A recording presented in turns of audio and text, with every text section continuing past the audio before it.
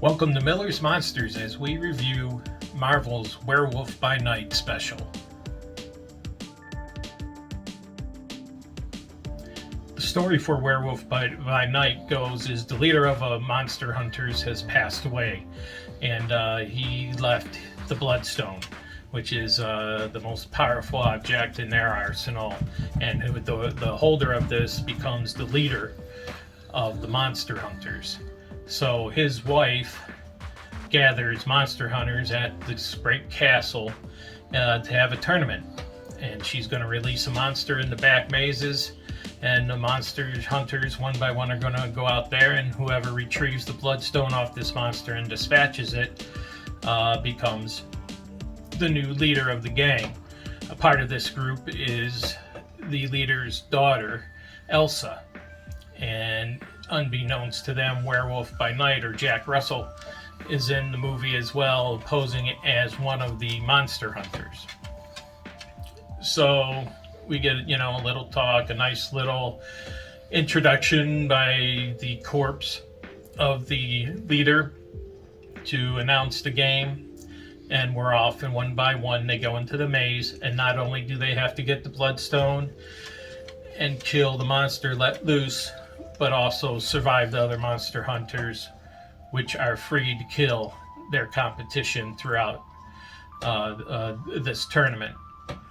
Early on, we see him sneaking around the maze, and we see Jack Russell grabbed by the monster, thinking he's doomed, and it turns out that he is friends with the monster, who turns out to be Man-Thing.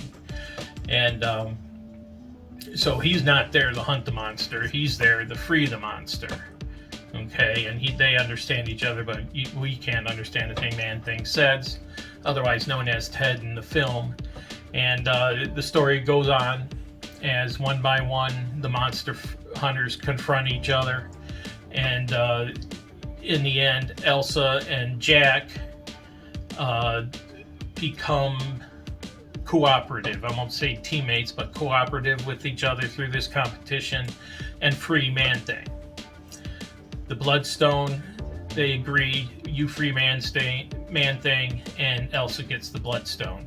So they remove the Bloodstone, it falls on the ground, and Jack Russell goes to grab it, but he's repelled by it, which is a pure sign that he is a monster. So he is taken prisoner by the surviving monster hunters and the ex-wife of the leader, and put in a cage with Elsa. So we learn a little more about Jack, that he's a monster, and that he locks himself away at midnight so he doesn't hurt anybody.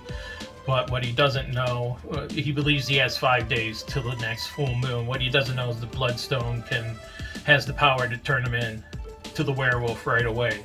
So that's what we come out to. Ex-wife comes in, presents the Bloodstone, and Jack begs her not to do it. Says, if you do it, I'll have no mercy on you. And before this happened, Jack says, come here, and gets a good sniff of Elsa, so he remembers her scent. So when he turns into the werewolf, hopefully he won't kill her. And he said it's worked one time before.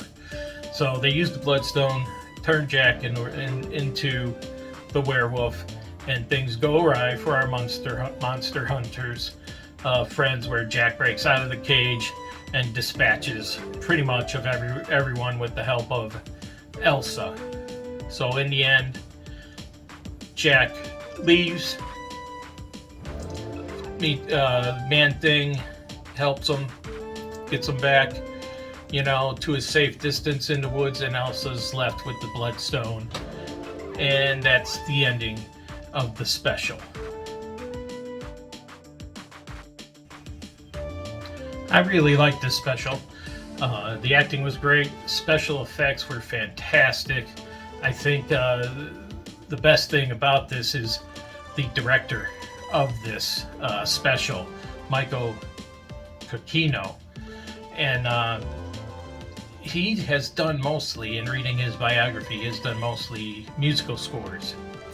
And I found one thing interesting that, something he said about himself, and he says, "I feel I write in an old-fashioned style."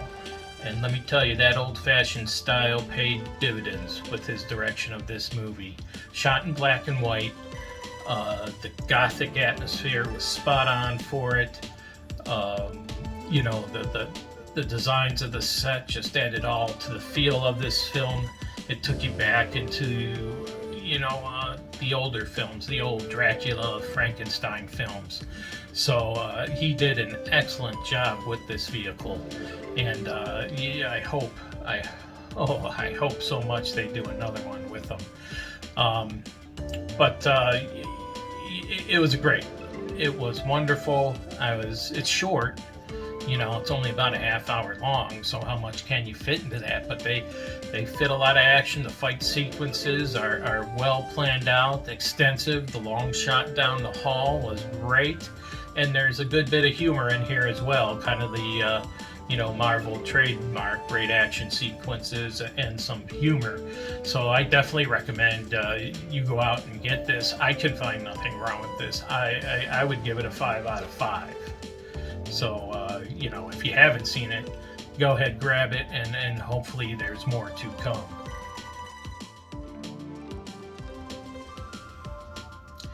In the end of this special, we have 3 new characters introduced into the Marvel Universe. Jack Russell, Werewolf by Night, Man-Thing, and Elsa. Are there any plans for these 3 individuals in the future? I don't know. I sure hope so. I would love to see Marvel continue down this path, maybe towards a Midnight Suns team up. If they use the same director they did on this one, I think they're making a wise choice. If you like what you saw, please ring that bell, hit the subscribe, hit the like, and don't miss another review. Our several part series on Ed Warren and his contribution to the horror world, and much more things to come. Thank you, and I'll talk to you later.